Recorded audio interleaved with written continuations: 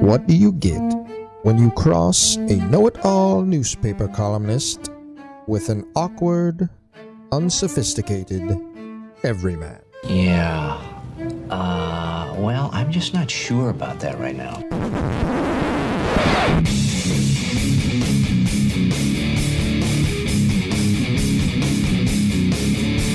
Welcome to Couch and the Room. Welcome to Couch in the Rue, presented by Pure Options Precision Crafted Cannabis. If you enjoy watching the Tigers, and when they do get to 7 runs every 12th day, you can take advantage of that at Pure Options. When they score 7 or more runs, get a free ProGrow 8th with a purchase of $40 or more the next day with the code TIGERS at any Pure Options location. And any day you spend $50 or more at any Pure Options location, you can get a free 8th of ProGrow just by letting them know that Couch in the Rube sent you, or you heard of them through us, or you like us, or you don't like us.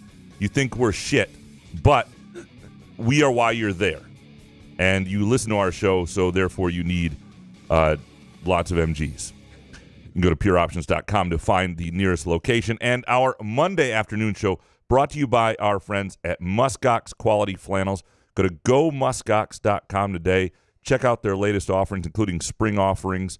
Or be like Keon Coleman, who buys his coats in the spring and summer for the next winter because they're less expensive, and he knows a good deal. It's a great time now to stock up for the fall on Muskox Flannels. Again, gomuskox.com. Use the promo code HOFF for $15 off your flannel purchase. Be like Keon Coleman. Go to gomuskox.com. Jason, how you doing, brother? And we said, would somebody please guard somebody? What's up, buddy? I'm looking forward to your Mady Sissoko tribute coming up shortly. But I got to say, Keon Coleman, I would like him to be my spirit animal. Like, I would love to be able to act like that, right? Just, yeah. Anyway, I get these cheap-ass jackets. Anyway, what's your question? And then after you're done with all the questions, you go, hey, can I have some of that food over there? You know, I'm just so uniform. Like, I just don't want to bother anybody, so I just get up and leave. He just acted like he was comfortable with all these Graham couches staring at him, ready to ask questions. You also got to be talented enough to just kind of wander the world and and people not know if you're going to be there the next day, but you need talent. Yeah, there is that, and put up with it. Unmistakable talent. Yeah, that's always beneficial to have. Neither one of us have that. No, that's why we're here. It's what's separating us from acting like a complete ass, I guess. Although I don't think Keon Coleman's acting like an ass, though. No. Right? I mean, he's just having a good time. But not in this case. No, not in this case. And I don't think he's an ass. I think he's a good guy. I just know that they weren't sure even after they committed that like he was ever going to show up. Right. You know what I mean? It's that not kind of the Matt Shepard kind of nice guy. It's just like he's a good dude, but he's aloof. We all have those people in our lives. Absolutely. You know? Got to have talent. Yeah. And I know show people 15 minutes late to everything, forget their key to the place, those kind of people. I know people like him without talent. And that's a whole different experience in life. That act that way. Yeah. So it was fun to watch. I got to say, I'm NFL draft out though. I'm ready to go. Let's get a season happening here. Yeah, it was. I liked seeing Keon Coleman in Buffalo. I think that'll be fun with Josh Allen. Sure. And if he shows up, he'll be there. He's under contract. He'll absolutely be there. Yeah. The other news you mentioned. This isn't one of my hot takes. Oh, but Mady Sissoko to Cal. Well, it's my hot take on Mady Sissoko. Mady Sissoko signed with Cal. Good for him. Good guy. Hot take. Good opportunity. I mean, it's a great place to get a graduate degree. I think he's a mid-major player, but I'm not going to fault a man for going to Cal for free. I blame you for me celebrating the news because you kind of, the tea leaves, as you like to call it, kind of laid it out as a possibility of Mady coming back. So when I did see it, I did kind of go, hey, Yeah, all right, Cal. All right. So I mean, a long time ago. That wasn't recent, though, that he was still coming. Yeah. just putting it in our heads with one of the hot take shows of possibility of Sissoko. I don't know. There's a possibility he could come back. Like that kind of shit. So I blame you for me celebrating today. Okay. Yeah. That's fair enough. That's fair enough. Hot take number one. Go ahead. Good for Mady. Yeah. All right. Along the lines with you in the NFL draft and being NFL draft out, the Brad Holmes love, it is deserved. But it is getting a little over the top. It's our core foundation, man. Grit. I liked what the Lions did in the draft. But every time there's a reach now, it's now called Brad Holmes magic. It's no longer a reach. It's no longer, it's Brad Holmes magic. And again, it's deserved, right? He has earned the trust. Yeah. He has made some great picks. Yep. And so he gets that. NFC Championship game. He's got Super Bowl. Right. He's got to make sure, though, he doesn't get a little too arrogant and folks don't get – and look, it's fun to have a competent franchise and a competent GM and to not need like 5 starters out of every NFL draft because your team's so shitty. Yeah. Like all that stuff is absolutely true. This draft, it just felt like a little too many people gushing a little too much. And it got nauseating. By the end, I was like, I don't want to. I like who? Who was like? It's the tone and even Burkett? tweets. It's the tone in some of the media, not Burkett so much, but it's the tone. It's Los? Los will never gush. That's not going to be his problem. But yes, I would say even usually staunch media types, just sort of this taking as fact that Brad Holmes saw this pick being like 2 rounds earlier and he was still left. No, we don't know what that's what he said. Let's say he said that. Every GM says that this guy should have been gone in the 3rd round. We got him in the 6th. Take him in the freaking 3rd round if you think he should be gone in the 3rd round. Don't sit around. That's how much you thought of a guy? Anyway, I really enjoyed parts of the draft. By the end, though, I nearly muted the name Brad Holmes from my phone. I did not want to hear about Brad Holmes. Again, I just don't want to read about him. I don't want to write about You don't want the Lions fans to be happy? I want them to be happy. Are you a Lions fan? I'm on the edge. No? I mean, I enjoy the Lions. Yes or no? Are you on board or not? And I sound you're off. You're off the board here. What is happening? You're not a fan. No, a couple things. Because of what I qualify a fan and the shit that I give like Premier League people for not being genuine fans, I would not call myself a Lions fan. I root for the Lions when I watch them because they're the team in our state, and I grew up loving them, and I still would like to see them do well. I recovered from the NFC Championship loss in 3 seconds. I emotionally don't get there anymore. Yeah, but you don't celebrate Christmas either or your birthday. You're a weirdo in those I've cases. lost all passion in life. But what I'm saying is I don't want to categorize myself as something that I'm not. But I do enjoy the Lions. I want to see the Lions do well. And you cheered for him when you were a kid. You had a little Broncos thing, which, you were younger. It's not a big deal. 100%. Is it still because of that? Or I think it was because they were bad for so long. I didn't watch them for a decade while I was playing basketball on Sunday afternoons. I'm not saying what? More power to you. Smart. I'm not saying I don't want to be all in on them.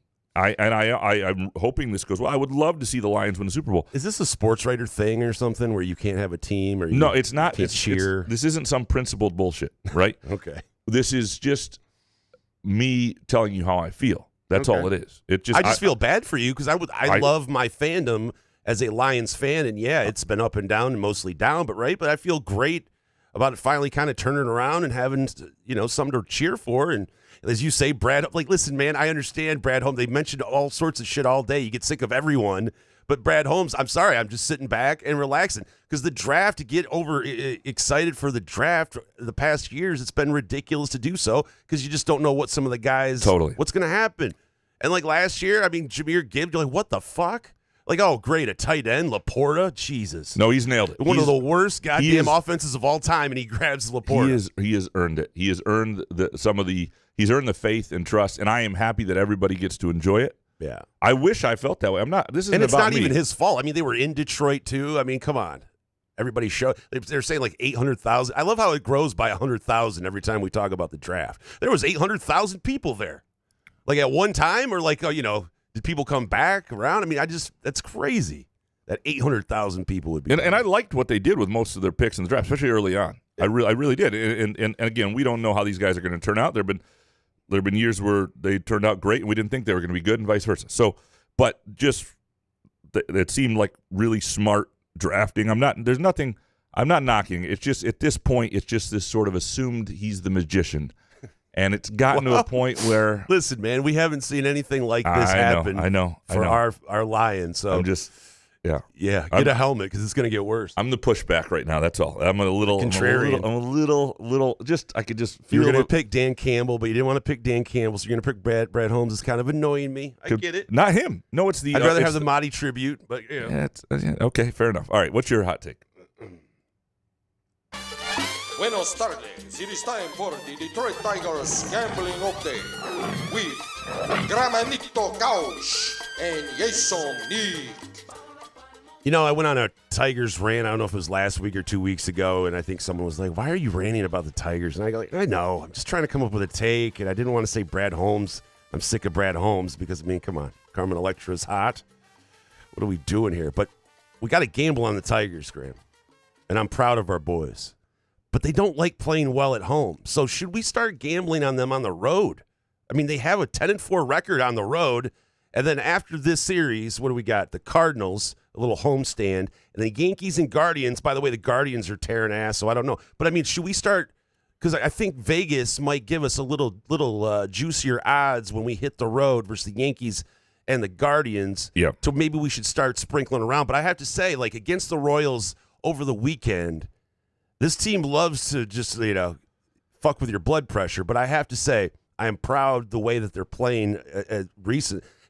Foley, he loves to give you a heart attack, but he's coming through. He's giving up clutch, runs in right? like one game all year. Yeah, I know. So I'm trying to. It's just the season's so goddamn long. We have to do these hot take shows, but I just think like it's just weird at home that they're so bad, but then they go on the road and play well. So I think maybe the next 2 series they have after this Cardinals homestand, maybe we can start sprinkling. I think it's pitcher dependent. I would never bet on them during a start made by Maeda. But you give me Casey Mize and Skubal, certainly. I'm all in. I think first 5 inning lines are looking at, although the bullpen's been great. So maybe the problem is I've been burned on a few unders. Every time I jump on an under, it doesn't hit. So I'm a little scarred. We do have a great hot take coming up from one of our listeners later on who's been actually betting a number like 3 of the worst against 3 of the worst teams in baseball every day and has results on how that's gone, and that may be the bet to jump on. So we'll have to get in that. Yeah, no, look, they're 4 games over 500.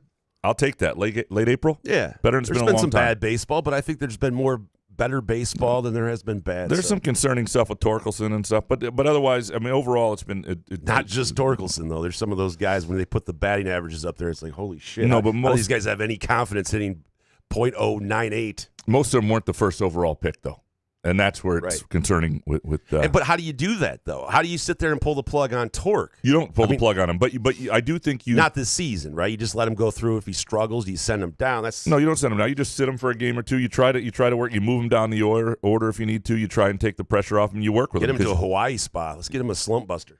There you go. Yeah. All right, my second hot take,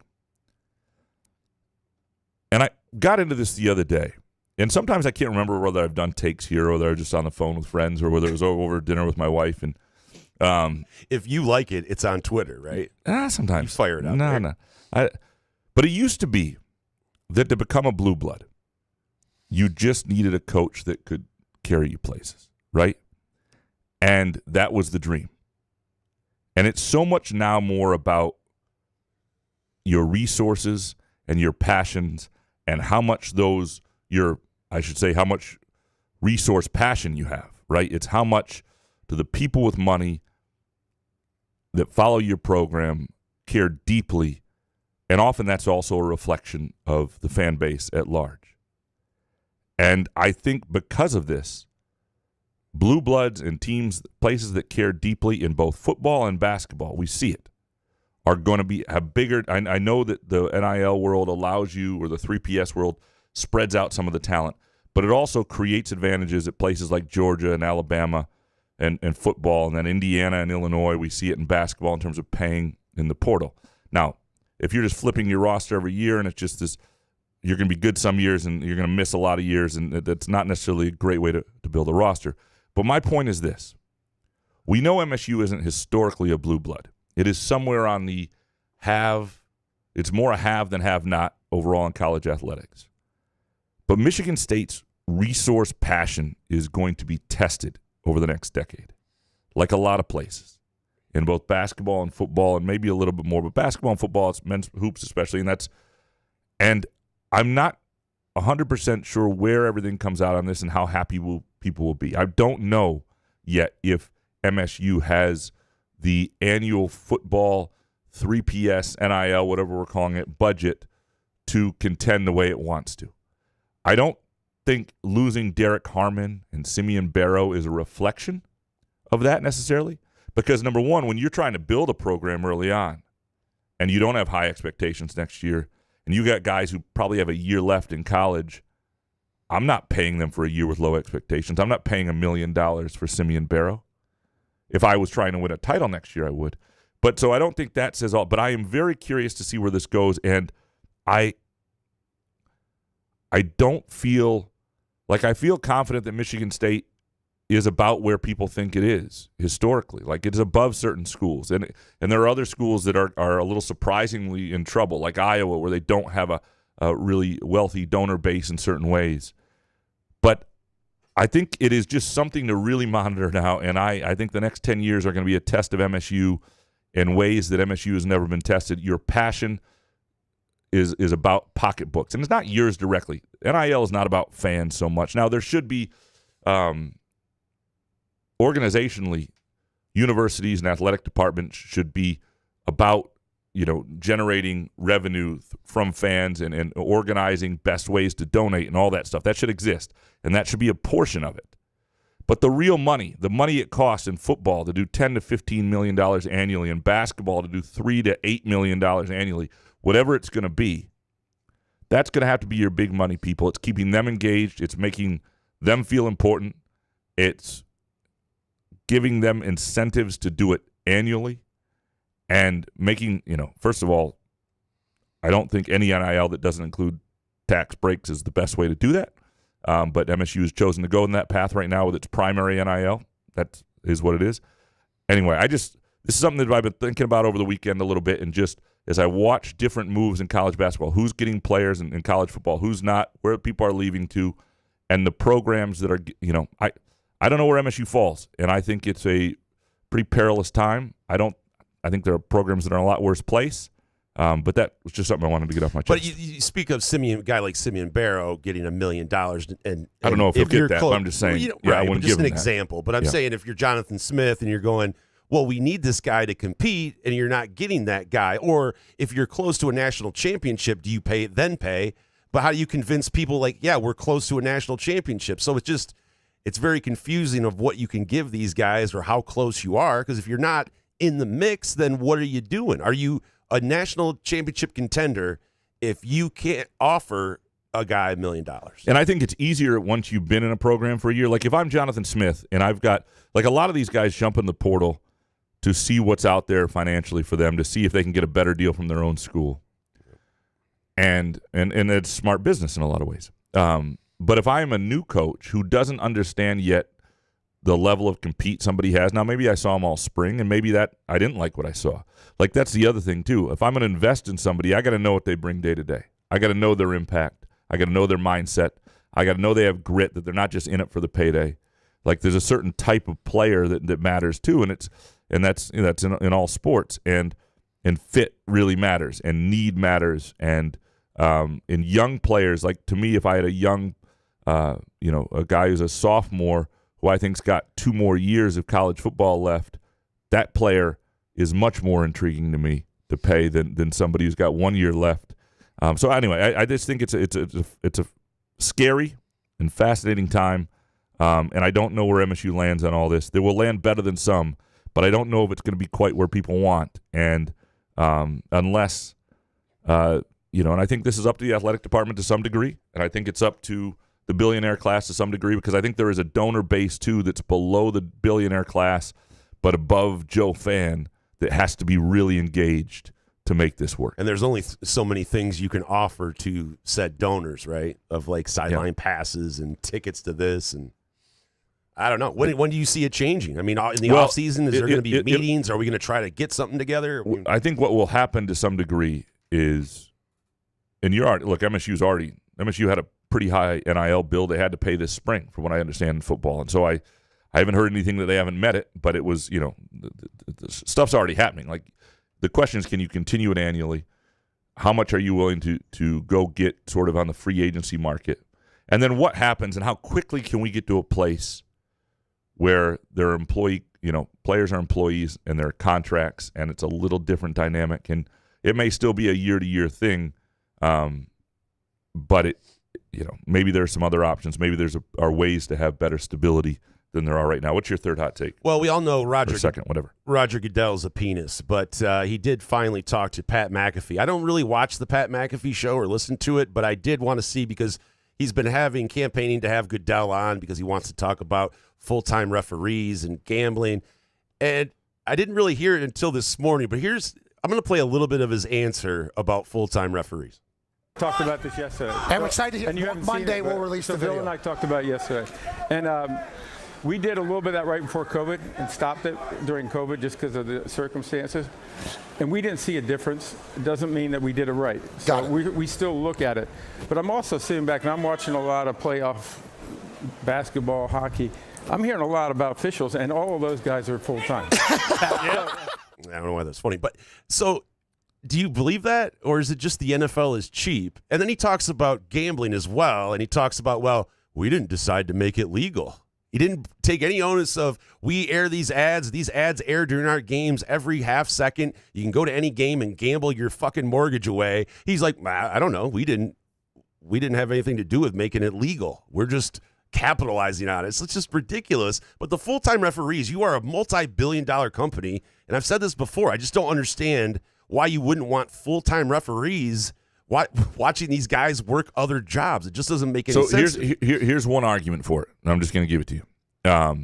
That football, unlike basketball, like if you're going to be a basketball ref in the NBA, you really couldn't have another job. You're on the road several nights a week, right? In football, because it's a weekend business, you could have another job. So the idea here is it's sort of what some people would argue for part-time legislatures, certain places. I don't agree with them, but the idea that you could have another career and you get better people, the best people to do this, because they're able to continue in their other career as well.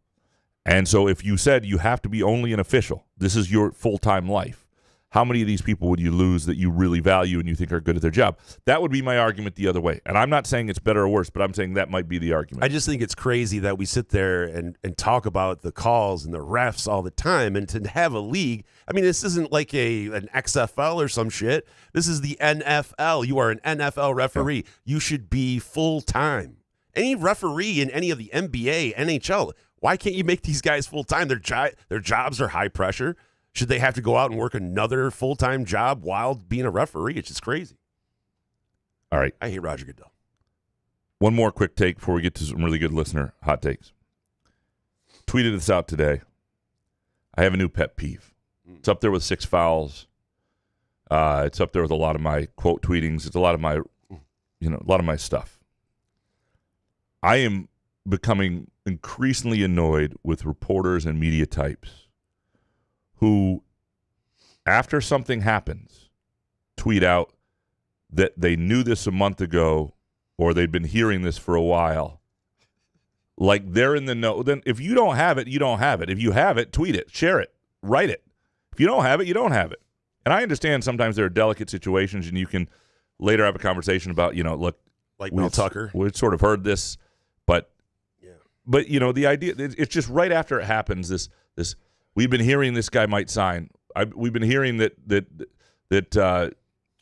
Harbaugh wanted Joe Alt with the 4th or 5th pick, whatever that was. I knew that. Have you been saying it? Tweet it, because you know how many good draft props could have won on that? Like, come on.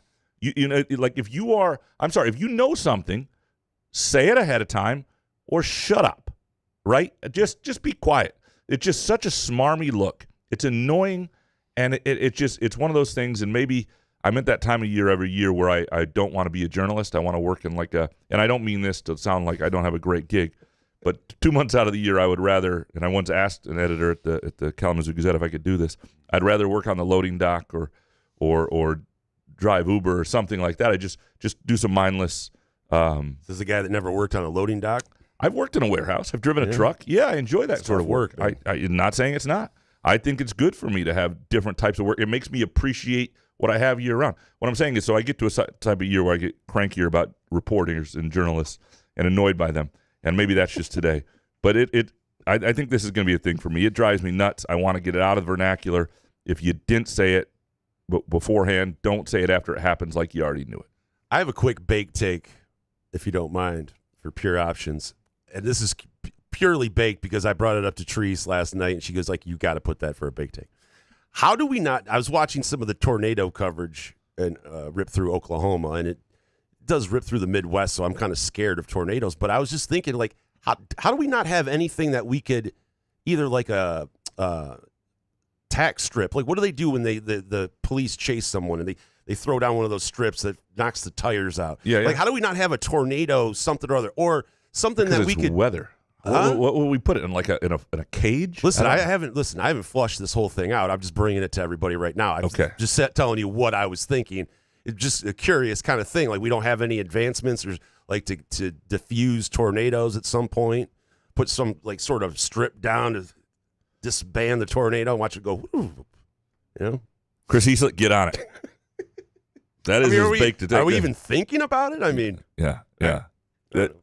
That's one of those storm chaser people. They drive the vehicles. Can we put something on the vehicle? They drive right into it, right? And it stops the tornado. It's as good an ad for Pure Options as I've ever. I'm just saying. I had a lot of Pure Options yesterday. Thought I'd bring it to the table. You never know. Yeah. If you have an idea, let us know. All right, let's dig into these listener hot takes. Eric Schultz up first. If Graham's right, and the main reason for not getting a 5 is to not upset Kohler and Cooper, Izzo's die trying comment was a lie. He's a liar. You can't possibly believe those guys are better options than someone he could bring in, especially given the disastrous rebounding last year. Cockburn. Yeah, I don't know what to say to you. A liar is a tough word. Because I don't know what he believes on this front. The die trying comment though is one that is awesome. Well, he should say it, and he should die trying. I mean, I didn't say it. Didn't mean it like that. But he should want to die trying to win at the highest level. And let's see what happens at the 5. I'm saying this offseason. Let's see where it goes. Dominic, next, number 1. Graham's electronic store job tale continues to be offensive to myself. Fans of The Sopranos, my entire Italian ancestry. Apologize to me live on the air right now for being a white privileged cracker. 2. Graham's helmet take is shockingly a really good one. I have great memories of both Oregon and Ohio State games in 2015, but was not a fan of either helmet. Stick with the classics for the big games and go full lats for the lesser opponents, but still, watch yourself, Couch. And bonus, I'm going to Italy next month, and I'm hiring Jason to chase live unders on my accounts. None of these Coventry close or muscular young boys soccer picks from Graham. Stay focused, Jason. I'm on it, man. Appreciate you, Tom. Damn, everybody's going to Italy. My friends Jordan and Sam, they just got back. Dominic's going. Did you win the draft pool, by the way? Who? You. No. I copied off Peter Schrager, and obviously he was way wrong. Yeah. Yeah, no, I think I finished last. Okay, yeah. A couple of things. So what he's mentioning with the helmet take is the idea that when you change helmets, that a lot of sentimentality and emotions to games are tied to helmets. And football has a great thing with helmets. Like, I see a helmet, and it makes me think of my childhood, makes me like a team for a certain game I watched, whatever it might be. And I think messing with a classic helmet is stupid. I don't think you should do it very often. I understand the idea of an alternative helmet once in a while, but I wouldn't do it regularly. And that's what he's mentioning. The again, I apologize, Dominic, if I offended you for any way in your Italian ancestors. But as a Brit, all we did was I'll be careful here. Now watch myself. Maybe Keon Coleman made the right move. You would not have been drafted as highly staying at MSU. So I disagree with you here because he went about where Jaden Reed went a year earlier. And Reed didn't have a great year. He was injured most of the year. But the NFL finds these guys. He would have, done the same combine. He would have been a really good player for Michigan State, even in a bad situation last year. I think Keon Coleman. But it helped a little. He was on TV. It got him on the radar quickly. But he didn't go in the playoff. It got him on the radar though as potential first-round pick, but then he didn't go to the second round anyway. So, I don't know if it would have made that much of a difference. Spartan Johnny next. Keon Coleman stars in my personal Lifetime TV movie. A 5-star stud breaks my heart in college by leaving me for a sexy whore down south. I pretend to move on, but never really do. Suddenly, one phone call changes everything. Love is reborn this fall in a snowy lakeside, mafia-led town. Bake Take, the reporter who was challenged by Keon at his intro Bills presser to guess where Keon's very yellow coat was from, responded with an answer of Tom Izzo. And I had to check how many MGs I had ingested. Keon, shocked, said, "What you talking about, Macy's?" Now, he said, "What you talking about?" Macy's was his answer. But it was a weird response. It was sort of this new reporter. What you talking about, Macy's? There you go. Sorry. Yeah, let's get that right. To ruin that part. Yeah. Keon Coleman, I think, I am curious to see the way that MSU fans view Keon Coleman down the road. And here's why. Because I don't think Keon Coleman is done with MSU. In other words, you see him around a lot. I think he'll view MSU as his place. And he had that great moment. He had a year on the basketball team and some fun moments there. So there's this part of Keon Coleman that people really still love. And I think because he still has certain feelings for MSU and will be around regularly, I think people in the long run will still have an affinity for him. Michigan State has good snacks, apparently. He wants to keep coming back. Well, and the other thing is, the only year he dodged was like the most disastrous year you can imagine, right? It was this year where the coach gets fired after 2 games. Right. How can you be mad at Keon Coleman, though? It wound up working out perfectly for him. Everybody was telling him to get the fuck out of here. I don't think anybody said that. I did. Professor, MSU is a have-not in hoops and football, despite Izzo being a legend. And Bake Take. MSU Hoops' last great season was in 2019, before they stopped wearing baggy shorts. Shorts have gotten shorter each year, and MSU has gotten worse as shorts got shorter. I don't believe in coincidences. Bringing back long shorts. The 2008 shorts, where they're just, you can barely dribble through their legs. TJ Ford, yeah. Yeah. TJ Ford was wearing pants pretty much on the court. Yeah, no, the have-not in hoops and football, this is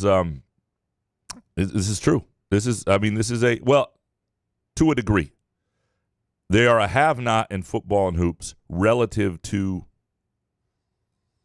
Indiana and hoops. And what I mean by that is not that they haven't been a better program than Indiana for most of the last 25 years, but relative to what is there in terms of resources. In football, there are things, but there are very few programs. I'll say this for MSU. Number one, they are a have in terms of most of college athletics. They are a top 30 athletic program in terms of have and have-nots. And you won't find many programs that have dreams and aspirations and any sort of hope of competing in both sports as well as MSU, even if they fall a little short in both sports. Indiana basketball has all sorts of money for NIL. They do not have those same funds in football, right? They can never be the football program they are in basketball, and that's okay with them. What they care about is basketball. MSU is trying to juggle this thing where they care deeply about both, and that's very difficult to do. To Uper next. I'm a little nervous about the consensus praise for the Lions draft picks they're getting. I trust Brad Holmes, but I liked it better when he got to prove everyone wrong with his first-round tight end and running back. Something just feels off this year when every draft expert loves the picks. And baked and bonus take. How are these college kids correctly filing their taxes with these complicated NIL and 3PS deals to report? It's got to be the IRS. It's got to be the IRS that finally forces the NCAA to put some guardrails in place. Don't underestimate the tax man. That's how they got Capone. No, I've heard stories about. One of the things these guys don't realize is you get $100K and you've got to give 30 of it, to the IRS, and they don't understand it, and they don't realize it, and they don't have it at the end of it. That you hear some stories already. Now, universities, to their credit, most places, and MSU does this well, they have all sorts of, advisory classes and programs, and MSU does that well with the NIL stuff. They're trying to prepare these guys. These guys know the tax bill is coming. Whether they actually heed that, I don't know. Sports Guy 1919, your take on the draft in Detroit was spot on. My buddy and I got to the stage area at 6 o'clock. Very cool. Then went to the bathroom as we couldn't hold it all night. Came back at 6:20, and they had the gates up because they were at capacity. It was super ass. That does suck. I look, the bathroom thing is what I would think of. Now, the counter to my point and your point on the draft was one of our listeners, Dan Grafe, was there with his kids, and he just said, they were smiling ear to ear all weekend. And, so there can be great moments in this, and it can be a great experience. But, yes, for me, it is about the bathrooms. I don't see how that could be a good experience. I would not be there. What did the kids enjoy about it, though? I figured they would be bored more than anyone. You're around all the NFL stuff, and there's probably all sorts of awesome. trinkets and fun. And then, wondering. It's a cool vibe. I don't know. I would probably like it if I was 10. JD, being at the draft was fun. Standing for 4 hours straight, just waiting for names to be called, was still better than watching cheap stuffer Illich's baseball team try to hit a baseball. Bonus, the NFL draft atmosphere was great, but holy blue wall, was it a U of M ball gag fest? I get MSU is king, irrelevant right now, but fuck, it's wild seeing with MSU legends Andre Rison, Muhsin Muhammad, and Will Golston got no MSU mention in their introduction. I didn't watch that part and see that, but I saw Andre. I didn't recognize him at first. Looks really? Good, man. Good for him. Looks young. When I saw him last was like 5 years ago, maybe just pre-pandemic, and he was already in his 50s playing high-level pickup ball still in Flint. I mean, the guy is he's going to play forever. Look, there's a lot of Michigan folks in the media, which is always amazing to me because they don't have a journalism school, but somehow that happens, and there seems to be a lot of people were not hiding their feelings. Rich Eisen was not hiding how he feels about Michigan. Blake Corum got drafted. I thought he was going to cry. It was a bit much. Fucking embarrassing. Bit much. Kevin from Rochester Hills. J.J. McCarthy will be the biggest bust in NFL history. And bonus, all these so-called draft experts suck ass. They really do, though. How many percent do they get right? Well, it's a hard thing to do. Right. But I'm saying percentage-wise. 25%, maybe they get 25% right, and we listen to these guys for majority of the year. Well, then let's stop listening. Let's not do it. Let's not do it. Let's, if we just, we will be a happier society, happier fans, happier everything. Yeah. If we don't pay attention to any recruiting coverage, portal coverage, high school recruiting coverage, no NFL draft coverage until the actual draft, until signing. If you can just That's impossible. There's nothing. Yeah, but we need more stuff. Just do the sports that are, well, this is really an indictment on baseball. If baseball was better able to capture us during the summer, you wouldn't need the other stuff. But this is really a baseball issue. But when the Tigers are good, we'll be into baseball. Yeah, there needs to be something else. I mean, if the Pistons were in the middle of a playoff run now, I don't know. Red Wings, I don't know. Old days. I don't know what David I'm saying. Cox next. Only 45% of first-round quarterbacks are historically not busts. So your busts are Caleb Williams, J.J. McCheater, Drake May, and Bo Nix. The hits will be Penix and Daniels. I know that is 33%, but McCheat shouldn't have been a first-rounder. So a couple things. This includes Kevin and his take a second ago on J.J. McCarthy. J.J. McCarthy can't be the biggest bust in NFL history because he just wasn't drafted high enough to be some of the guys who have been bust, who have been a first or second overall pick. Obviously, like have Ryan Leaf. He's going to have to go a long way to beat him. Yeah, a lot of guys ahead of him. So even if he and I don't think he'll be Marcus Russell, right. And I don't think McCarthy. I don't know what McCarthy will become, but I don't think he'll be awful. I think he'll stick in the league. But you're right on the sense that historically a lot of quarterbacks don't make it, and there will be of these 6 quarterbacks. The idea that who went in the first round, the idea that all of them will have decent NFL careers as starters is naive. Will Hutchinson's let up when he's about to sack J.J. McCarthy? I don't see Just cut him in half. I don't see it. Oh. Tom Lizzo next. Why does white guilt Graham hate the whites, yet simultaneously loves that most Caucasian basketball players known to man like Kohler, who would make even David Duke want to throw up if he had to watch? I am nothing if I'm not a hypocrite. There's no doubt. There's no question about it. That's my only explanation. Sparty and GL, out of the current batch of young Tigers, Kerry Carpenter will be the best over the long haul. Am I correct to assume that entering the portal... Oh, is this the other one? Oh, it's Am I correct to assume that entering the portal and then withdrawing is just an NIL bargaining chip? Sometimes. I mean, sometimes you realize there's nothing else there for you or the opportunity you thought wasn't as good.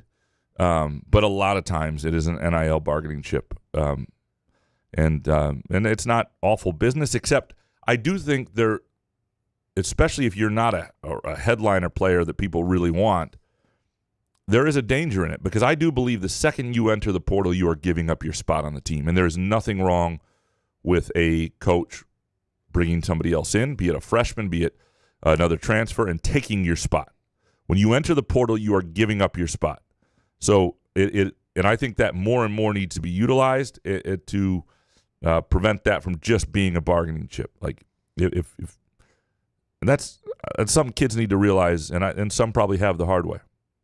Rich Kane up next. College football teams may eventually sign fewer players because whatever NIL becomes, it won't be unlimited, and teams won't want to tie up too much money at one time to any particular roster, or even have enough to pay an 85-man roster. NFL teams make it work with 54 or some players. Do college teams really need 85-plus? They don't need 85, but they need more than 54. I mean, the NFL is a different deal. You can sign guys middle of the season all the time when, they sign guys off. They have a practice squad. They have the ability to pick up guys. You hear guys all the time. This guy was on his couch last week, and then he's playing the next. So you do need more. You don't need 85. But if, and you're right, in an era when you want some roster flexibility, you could see more programs playing just beneath the limits to have it year to year. Andrew Gauthier next. I love Izzo as much or more than any Spartan out there. But if he doesn't fill that final scholarship with a big man, this is a far cry from die trying. You can't assume these guys are going to make the leaps you need. You can't assume a guy won't get hurt like last year. And bake take. The Zurich was just what Rory needed to get his mojo back. Being paired up with an even worse putter seemed to revive his short game a bit.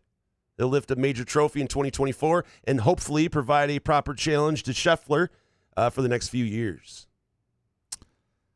I did not even know Rory won this weekend. Yeah, it was a little team thing. Okay. Shane Lowry. I missed that at that event as well. But, yeah, hopefully Rory can do something in the majors here. Screwed me in the Masters. No, it's good for Rory. It's all about me, Do you think, is Rory the fan favorite among all golf fans right now, the biggest fan favorite? No, I think people love Scotty Scheffler. I mean, what's to dislike about Scotty, though? I mean, yeah, but he doesn't I want Rory to he's got to do the complete Grand Slam or whatever.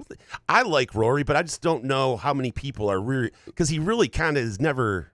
Well, here's the question: in the majors if Rory and Scotty Scheffler are in the final pairing on Sunday at a major, sure, who are more people rooting for? That's a great question. I think it's Rory. Yeah, me too. Yeah.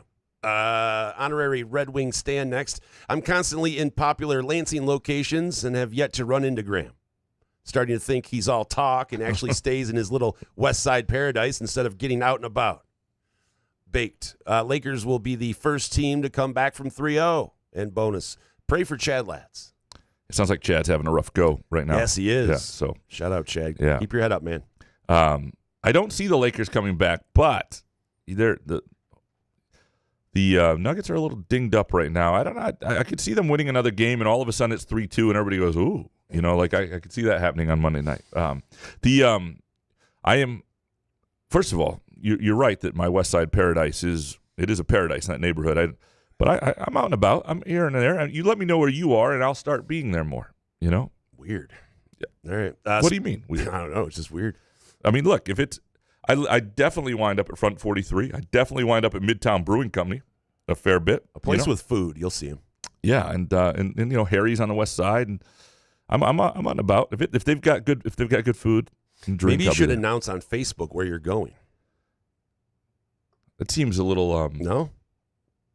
Put your location on. Yeah, just so everybody can track it, like my wife tracks my phone. Yeah, what's she worry about? She doesn't. She just I don't mind it, but I can track her now. I forget that I can do that all the time. Wait, you don't mind that she's tracking you? Well, and the funny thing is she likes me tracking her because then I don't call to ask if she's made it okay.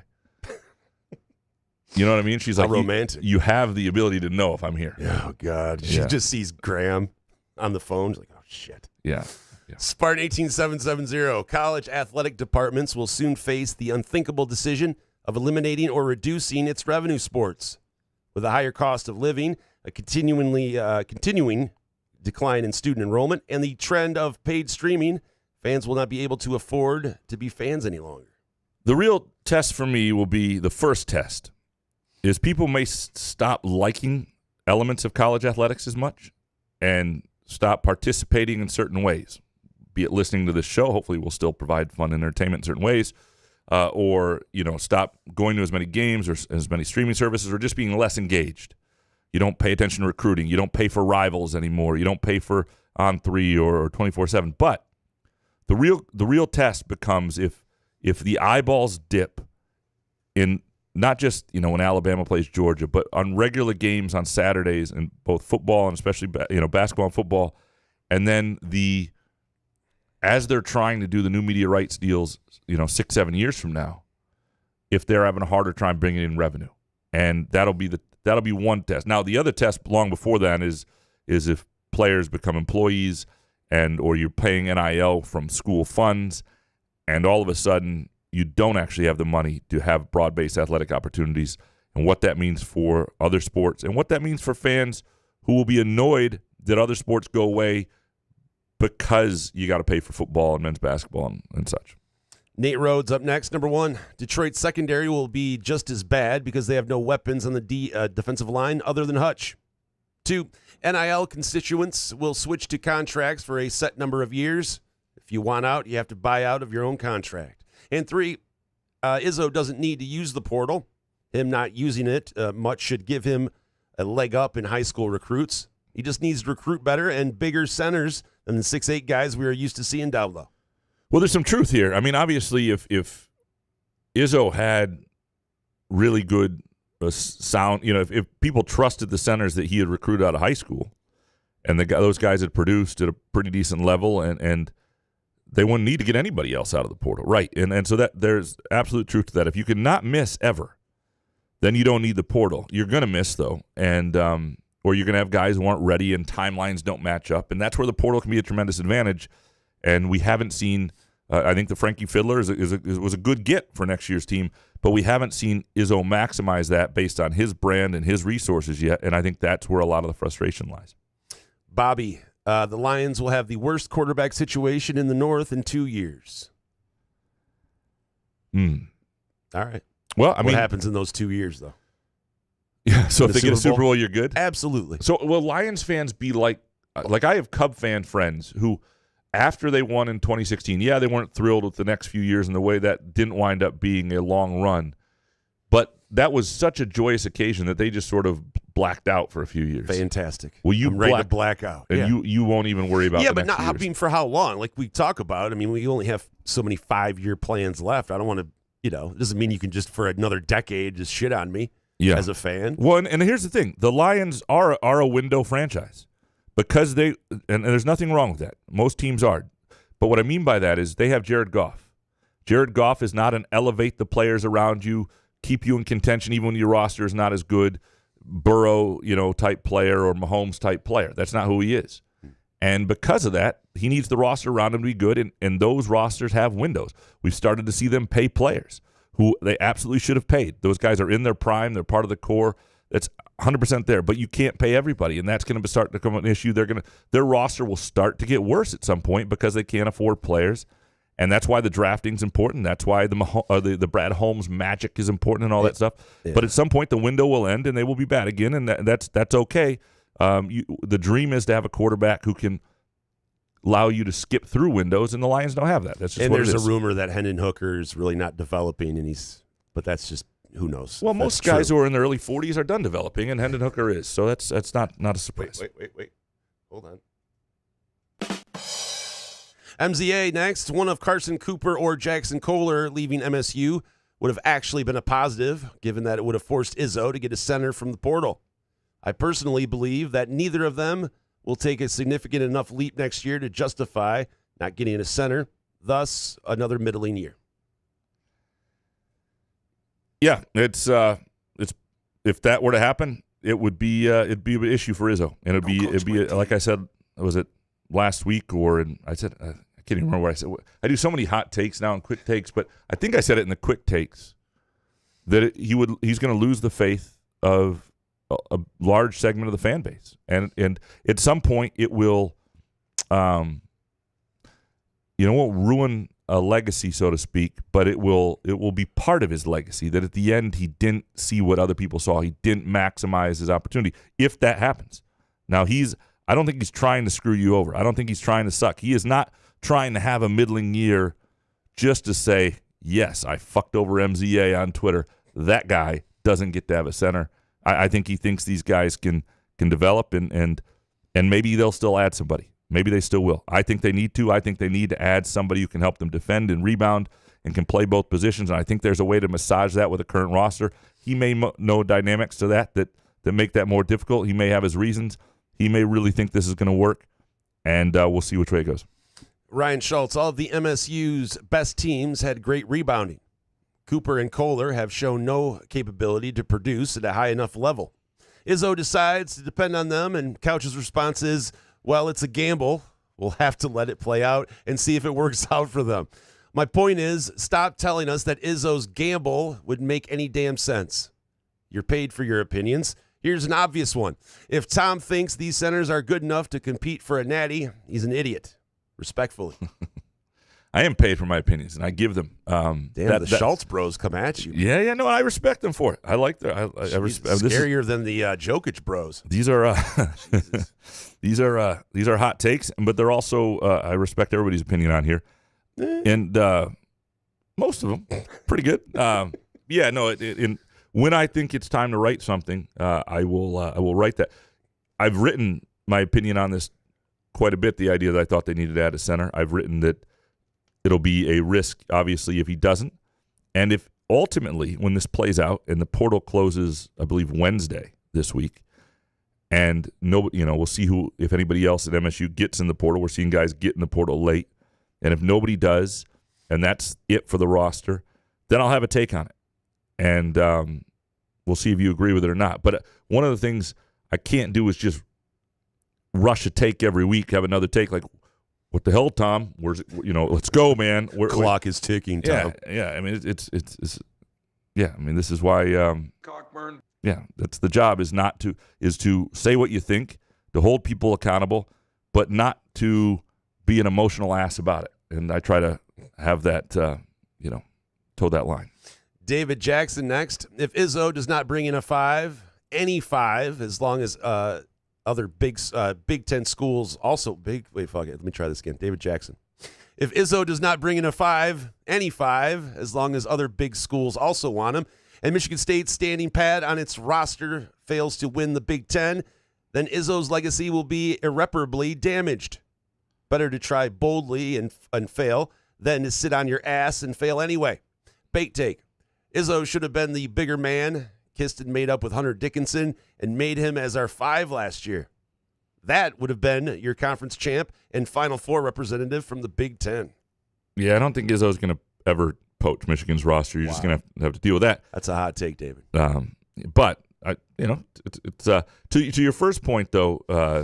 And this is sort of what I just mentioned before, the idea that Izzo's legacy will be irreparably damaged. A couple things. One, if he does not bring in a 5 and he stands pat and they fail to win the Big Ten, there can be lots of reasons for that. It cannot be the 5. We would have to see why that happened. Like the centers could be fantastic and they could not have very good guard play, and that's a different conversation. But I understand your point. I do think there gets to a point where if what seems obvious to everybody is they need a center, or it seems obvious to most people, and they don't do it, and that becomes the reason they fail when a lot of the rest of the roster seems ready for it. At a certain point, then it becomes part of his story, and there's no way out of that. Now, does his legacy become irreparably damaged? I mean, David's been around a while. He's not like a 30-year-old who's off the handle, so he remembers the tough years. But I think irreparably damaged may be too far. Moneybags next. If Izzo rolls into next year with a Cooper Kohler at the 5, we should all just accept that he's no longer serious about winning championships. Yeah, you just disagree with his way of going about it. I don't know. I freaking hate staying here and defending Izzo. Because I'm not trying to do that. I'm just saying, like, what I do promise you is Tom Izzo is still serious about winning championships. He may be going about it differently than you would, or there may be dynamics, but he is still serious about winning championships. Even if he doesn't always feel like he's moving in that direction. Couch on fire. Michigan gets a 7-foot center transfer, and we still got nothing. Yeah, but Michigan had no roster. They got like 7-foot centers. Yeah, but and one of them came from FAU. But we still got nothing, Graham. Yeah, What's going to happen? Time's ticking. We got to fix this whole segment in post because I feel like I'm defending Izzo, and I don't mean to do that. You're right. What do you want me to tell you? If that's how you feel. Yeah, right. You're right. 69 in with Izzo. Sparty on 1973 next. For all the people bitching about not getting a center, give me a name of one who's worth giving $1 million to. That being said, there probably should be a defender, rebounder that can play the 4 or 5. Yeah, I think there are guys who aren't $1 million guys out there, and those are the guys you got to find. The rank mass types who was at Nebraska last year, coming from Bradley, right? That sort of player. There are centers out there probably in the $400,000 range that you could bring in to give yourself a safer floor, and hope that that if guys, at the very least, you have somebody who's a strong rebounder and a decent defender, and maybe the guy, and if somebody passes them, so be it. Like that. What I think is, part of the pitch would be, you're not, again, I've said this before, but you're not replacing Kohler or Cooper. I would tell them. I would say we're replacing Mady Sissoko. We're bringing in another big because you need more depth at that position. Frankly, it's not safe to go into a season where you have hopeful expectations and have just 2 centers on the roster, period. Like, if one of those guys gets hurt, then you are dealing with a situation where you're playing somebody out of position potentially. That's not a great place to be. If one of those guys gets in foul trouble, you're playing, every roster should have a third guy who's a capable big, and in this case, I would say somebody who goes between the 4 and the 5. And maybe they have a plan with Booker, and maybe they have a plan but in that case, then you're thin at the 4. Like, I think they need another guy. Shep next. Graham, your take the other day about how Izzo would be damned also if he took a big last offseason and didn't get Booker is ass. Just fucking win. Compete for a Big Ten regular season title and Final Fours more years than not. That's the standard he set, and we all want. No one gives the slightest shit if he does that through high school recruiting or portal. Just fucking win. And a bake take. Rube, please start playing clips of your brown concentration noise when Couch goes into one of his stories. Perhaps it will help us all focus. What does that sound like, your brown concentration noise? Do you know? That's actually kind of peaceful. I'll give you a story about this morning. So I in part of my effort trying to eat healthy, I make oatmeal. Is it working? Pulling your mouth shut. No, that would be smart. Oh, the oatmeal story with brown concentration noise. I appreciate it. That was the ultimate story we're telling, presented by Midtown Brewing Company in downtown Lansing. By the way, that was the story that created that idea for a story we're telling. Yeah. Oh, that's so nice. That's so nice. I should play this when you do your soccer parlays. Nope, still not working. Right, and again, Midtown Brewing Company, awesome place for any occasion, including Tuesday trivias. They do a great job Tuesday night starting at 7 o'clock. Trivia Tuesdays at Midtown Brewing Company in downtown Lansing. Scott going next. Izzo is doing the right thing when it comes to the roster. He's trying to hold on to the program and culture that he has built and selectively using the portal. It's either that approach or just shuffle the deck every year like most teams are doing. He's given us a few more years so we can remember what we love about college hoops before it all goes away. Is this your burner account? I think we would lose one of our bigs if he brings in a center to start over them. I would rather watch Cooper, Kohler, and Booker develop. Yeah, I should have changed the name. No, I'm kidding. Scott Goen. Scott. If you see Scott Goen like a lot of Les Mis tweets, that's probably my burner. Gift card winner. Yeah. No, but there is, obviously, parts of what Izzo has done, I think, do add to the enjoyment and happiness of something that's going away in college sports, a roster that's built like it used to be. It's sort of a throwback to the old days, and I think people prefer that. What he hasn't done is sort of the hybrid, though, and again, it's just the center position at this point. They signed Frankie Fiddler. They filled the spot with a really, what looks like a good fit big wing who can shoot a little bit and get to the hole, get to the free throw line. Like, ideal signing with Frankie Fiddler. And I think that helps him offensively a ton when you think about Fiddler, Akins, and Booker in terms of spreading the floor and all that stuff. So, again, we'll see what they do at the 5. That's just where the frustration is for most people. But the idea that he hasn't used the portal, he has now. He one of the 2 spots. They only have 2 spots open, okay? and he's used one of them. And the rest of the roster, I think, has been pretty nicely naturally developed and recruited old school style, which is what most people prefer anyway. So, Scott, cheers to you on this. And again, this is not me disagreeing with the center takes. It is not. I'm not here to. Not at all. Just great take, Scott. Every night that You know what? Let's actually read that again. Every time I spend, like an hour or two feeling like I'm defending Izzo in the center position, I go home and I vomit. But there's nothing I can. It's not what I mean to do. It's just I'm trying to provide a logical backstop and a counterpoint sometimes. Original Dark Mantonio next. With my mentality at this age, I really fall more in line with the stereotypical Spartan fan.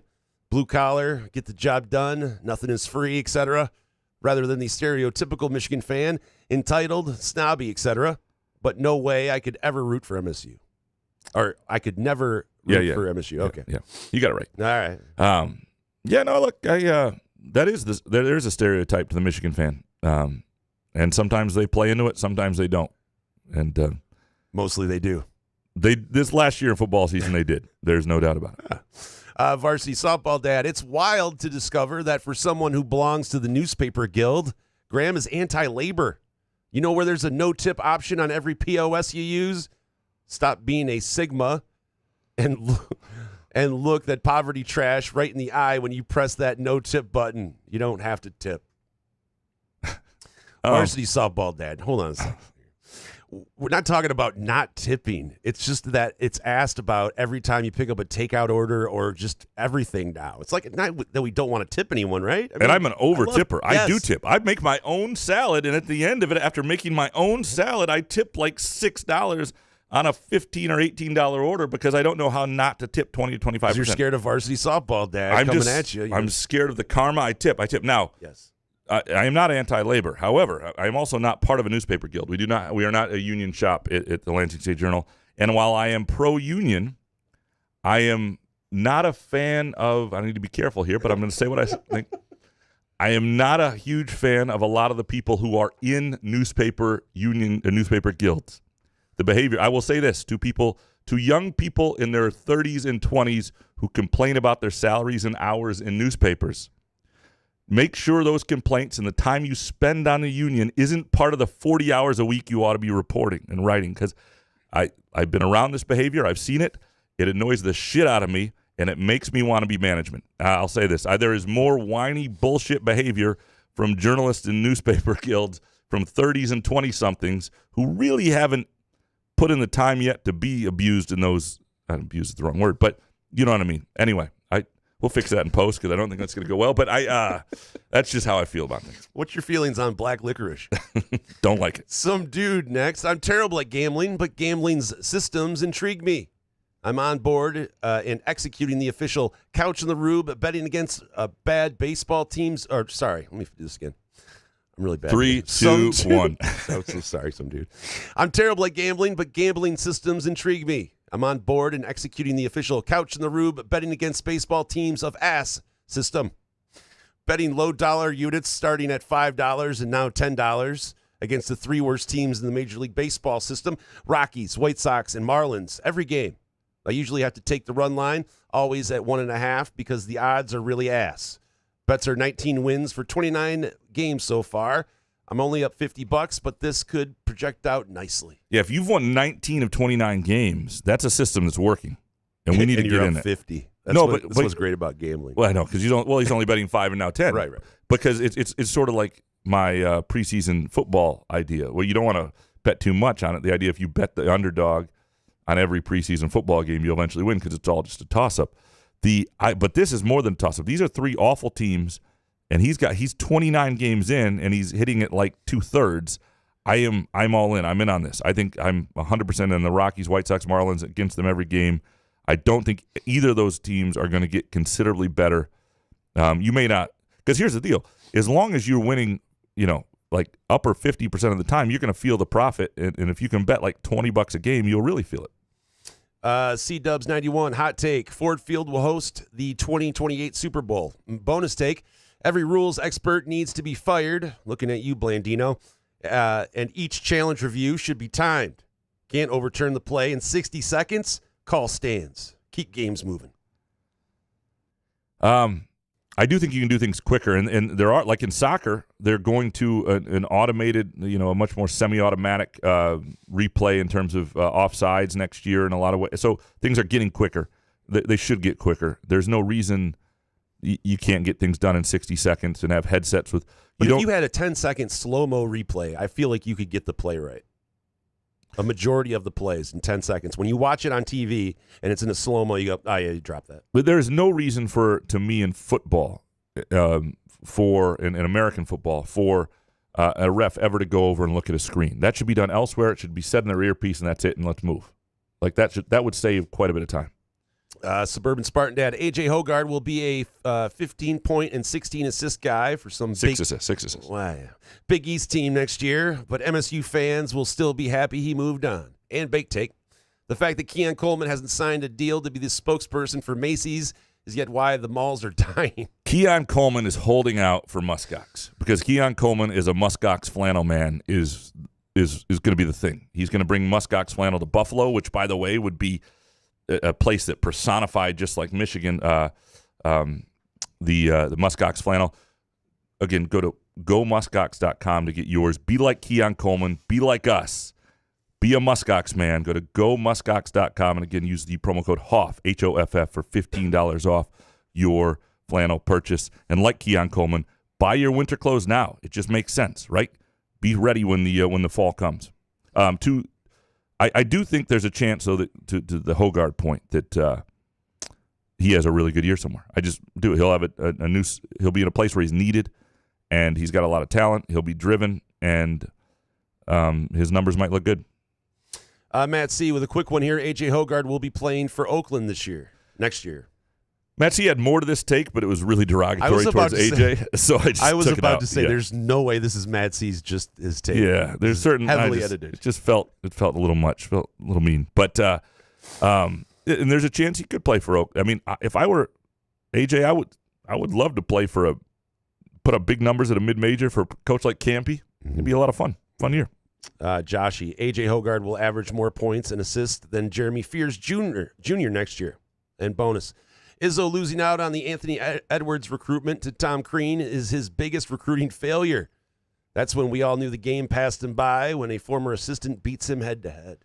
Well, here's the thing, though. Anthony Edwards, and I love Anthony Edwards. I mean, he's in terms of American stars, he is the future of the NBA. I mean, all the other guys are foreign-born at this point. But he is he's also from Atlanta, Georgia, and he went to Georgia. Like, it's a if he had been from Detroit or Flint and Tom Crean had beaten Izzo for him, that would have been different. So he stayed home, is what he did, and I don't think that's as much. Way to have Izzo's back, man. And Crean is has been a really good recruiter over the years. It obviously didn't work out there. That game he put up 33 points against Michigan State as a freshman at the Maui Invitational was you could see it then that guy was going to be something as a pro. Mike Scott, the Pistons are a mess. Graham. They are not in a better position than any team. Remember 2 years ago when Houston and Orlando were as bad as Detroit? Houston barely missed the playoffs, and the Magic are still playing.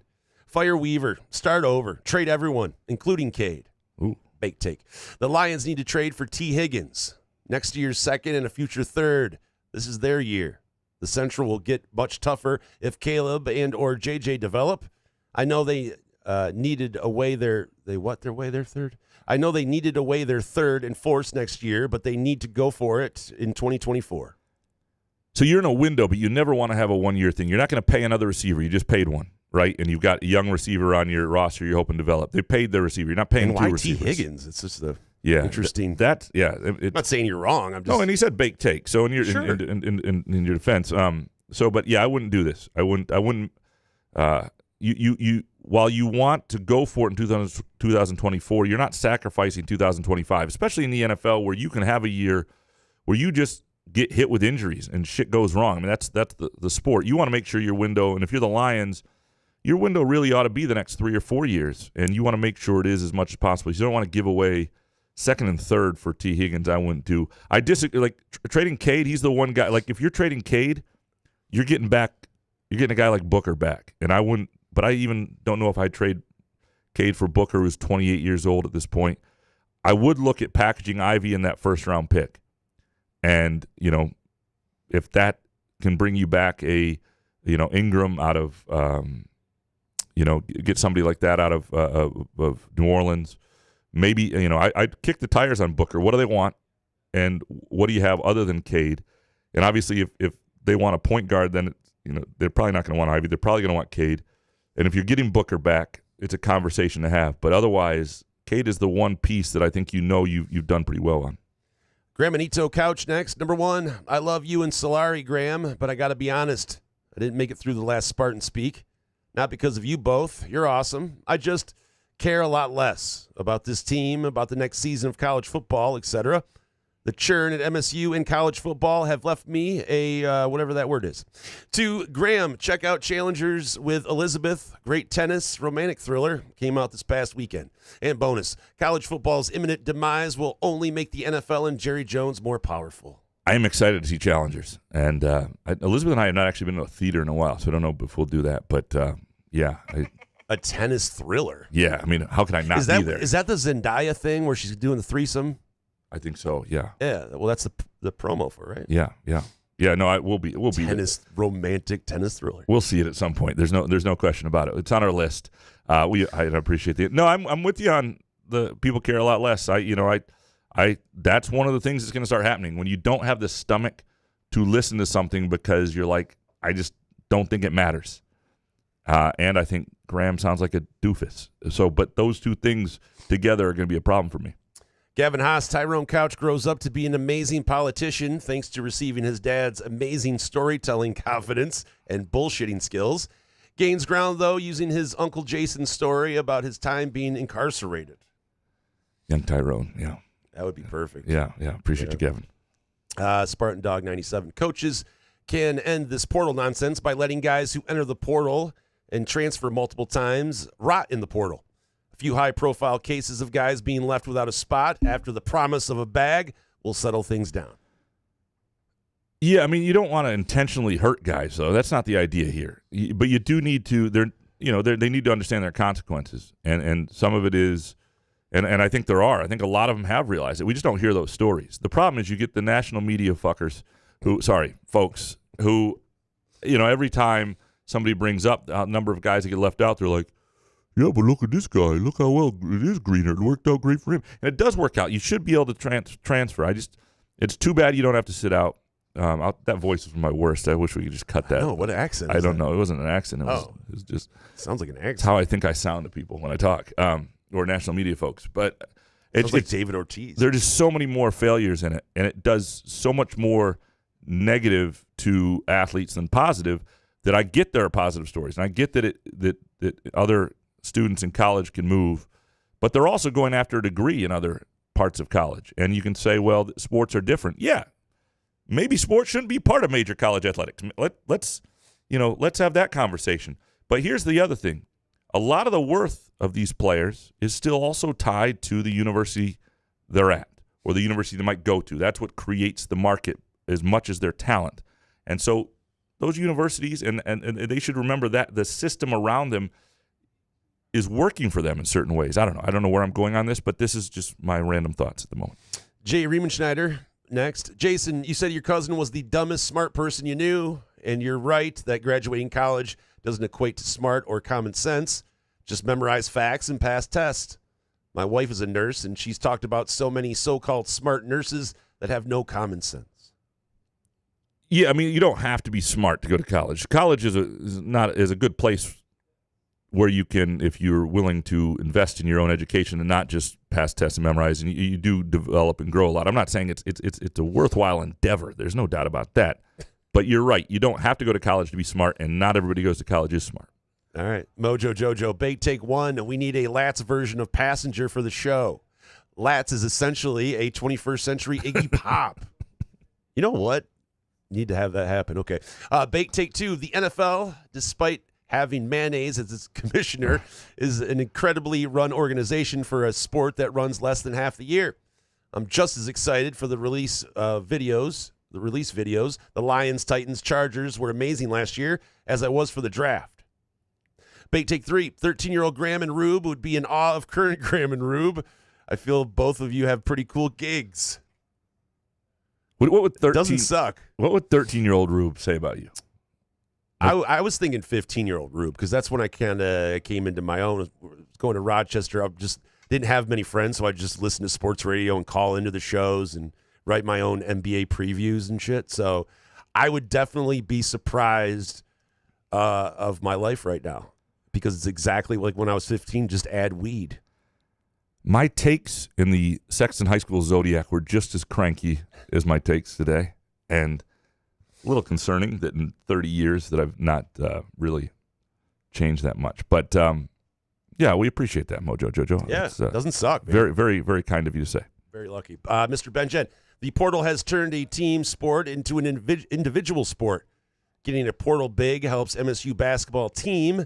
Instead, butthurt individuals are preventing this. This makes the individual more important than the team.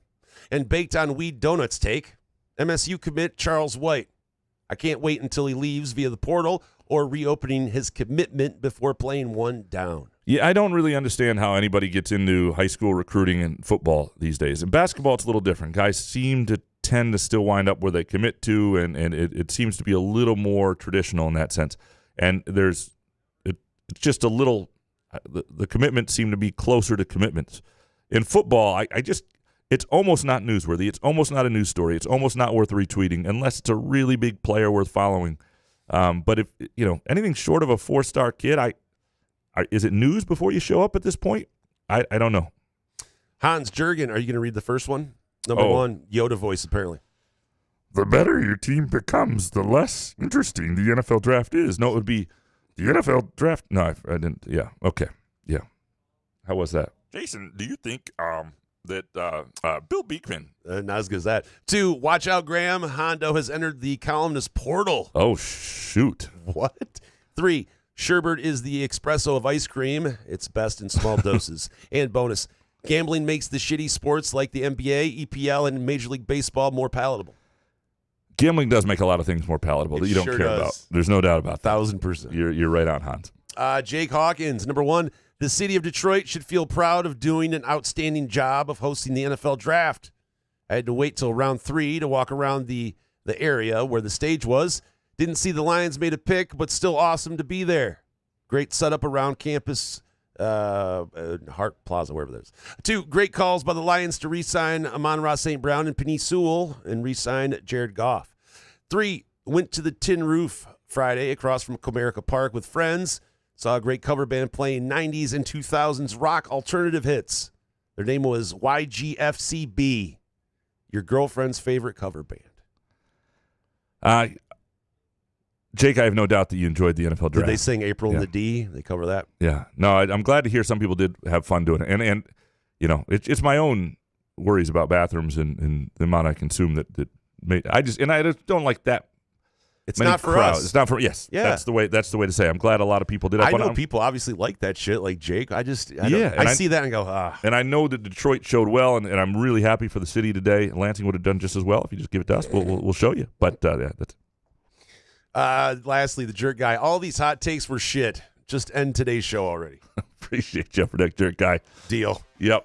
Yeah. Especially mine. My takes today where I felt were especially they were good. Shit. Yeah. All right. Well, with that, we appreciate all of you producing our show for us, as always. We appreciate Muskox flannels. Go to gomuskox.com. It may be getting warmer, but you got cool summer nights still coming up. Great time to buy a Muskox flannel. You'll look good. You'll feel good.